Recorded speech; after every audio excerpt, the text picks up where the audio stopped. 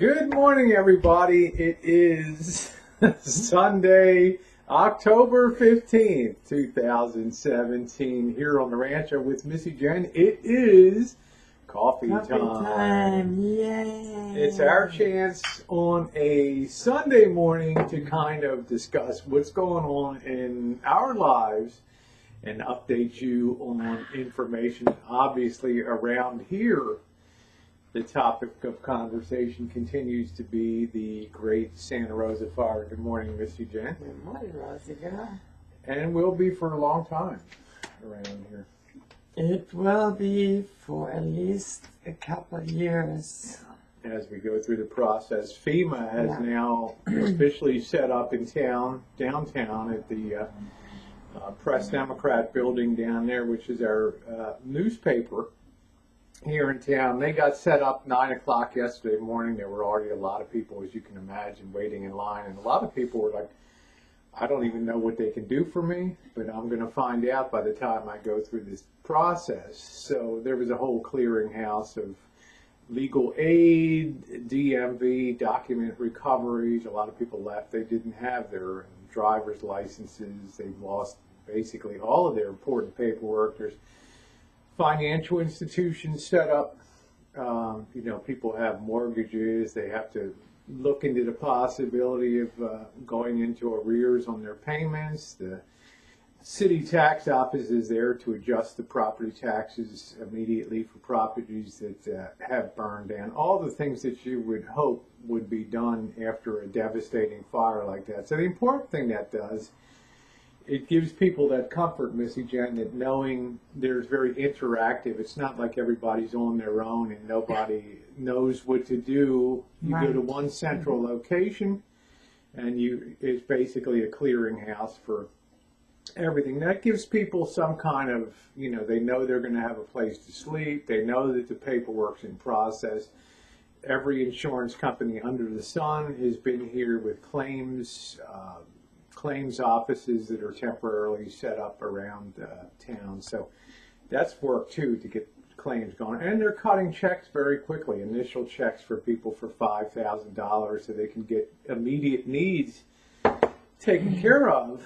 And, it's very difficult to find a hotel room, obviously, so most people are sheltering at the evacuation centers and that. We don't know what the status is. Sunday is a difficult information day.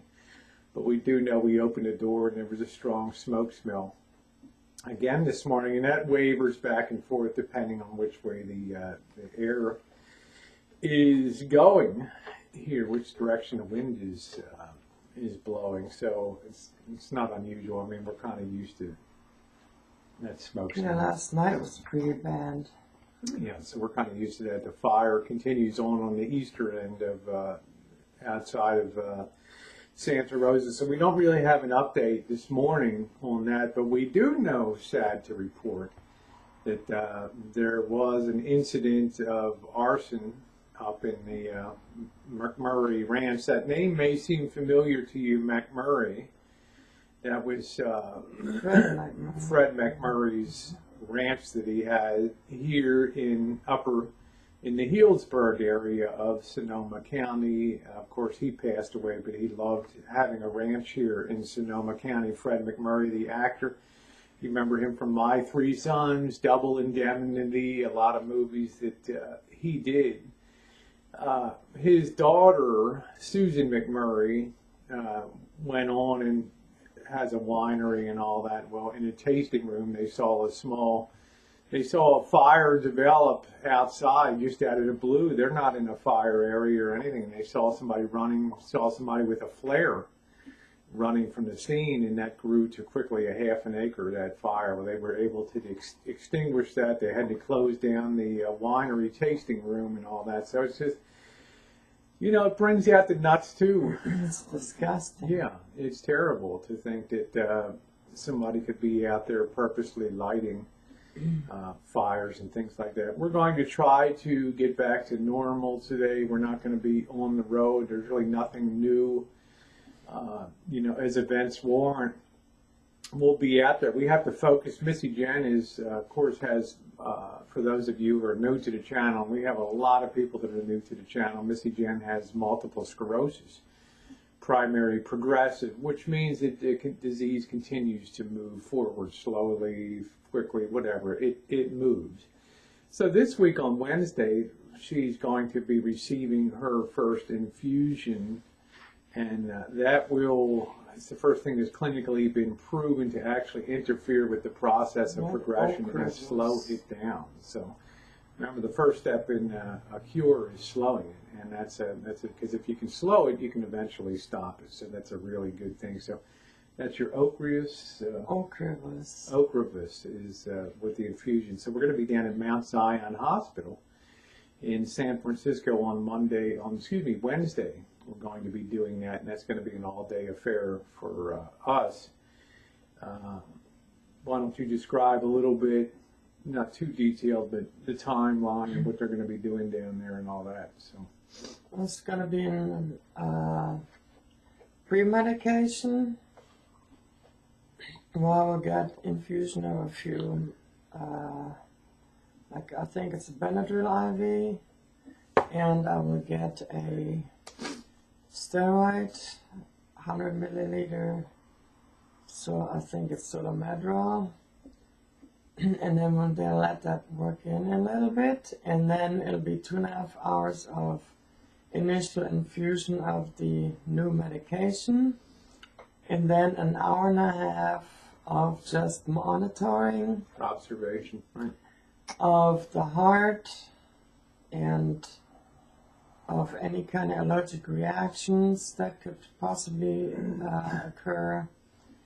And then we are ready to go. So the whole thing takes about 5 hours. So we'll be there. We're not going to rush out of there. We're going to take Jen Stool out to eat and all that. I'm allowed to eat, and I'm allowed to take my regular medications in the morning.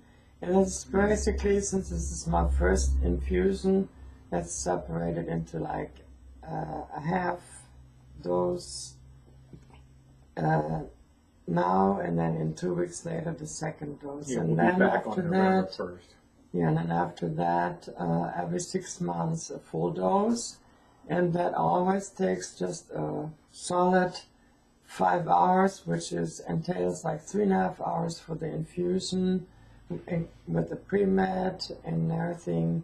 You have and your bumper times on each 1.5 hours of after infusion check to make sure that you have no. So that's going to be an important thing we got going on Wednesday, and then October 31st, Halloween, we will actually take a room in San Francisco. It's already been booked down there.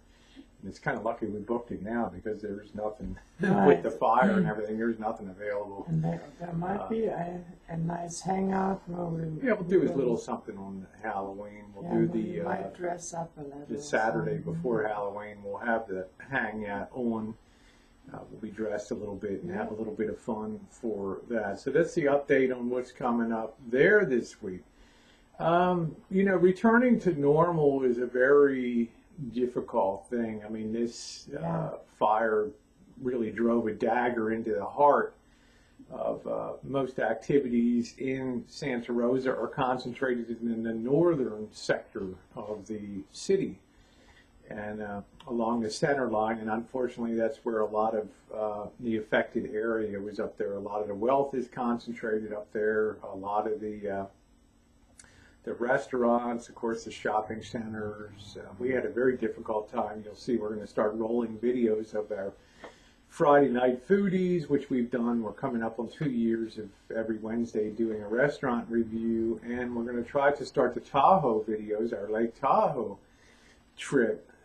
But it's difficult. A lot of the town remains blocked off, and probably tomorrow they'll just lift some of those barriers and get rid of some of the overwhelming police, National Guard presence here in town, and suspend the curfews and allow people to get in there and see what's, they're going to be disappointed. Like I said, Missy, Jen, and I, Monday, Tuesday, we had pretty much free reign to get around and see the things, and there's no way on the balance of the week that we could have gotten near those places that we videoed. And there was a lot of people that were grateful for having that video.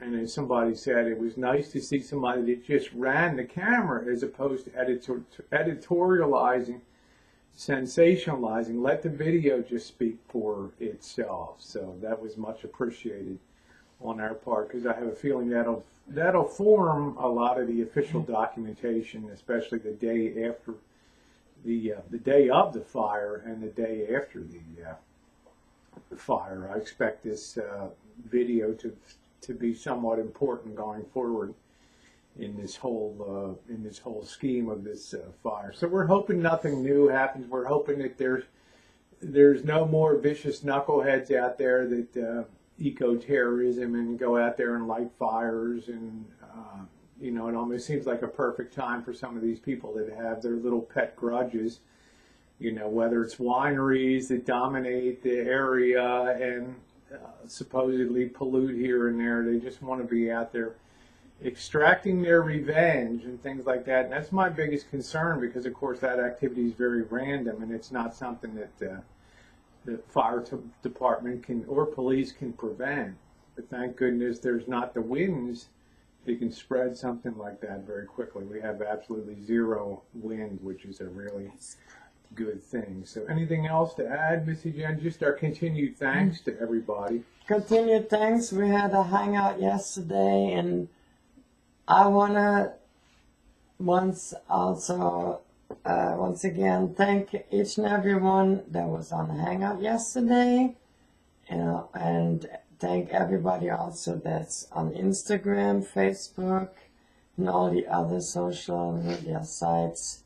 Yes, and if you want supportive comments. And let me just throw in, if you want a more detailed blog about the events of the fire, go to www.rosieokelly.com and click onto the blog there and just click follow, and you'll be following. There's quite a very detailed overview of the fire with the videos embedded within it that you may find very instructive.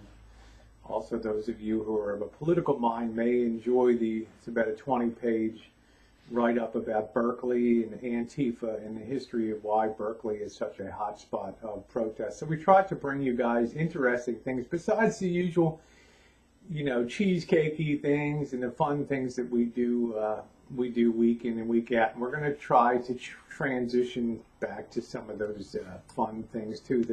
The vintage audio, the metal detecting out on the gun range, the baking, the travels, activities in Little Rascal, our van, and all that. So we're so grateful to have you guys along. And once again, it's coffee time. And thanks so much for being with us on a Sunday morning.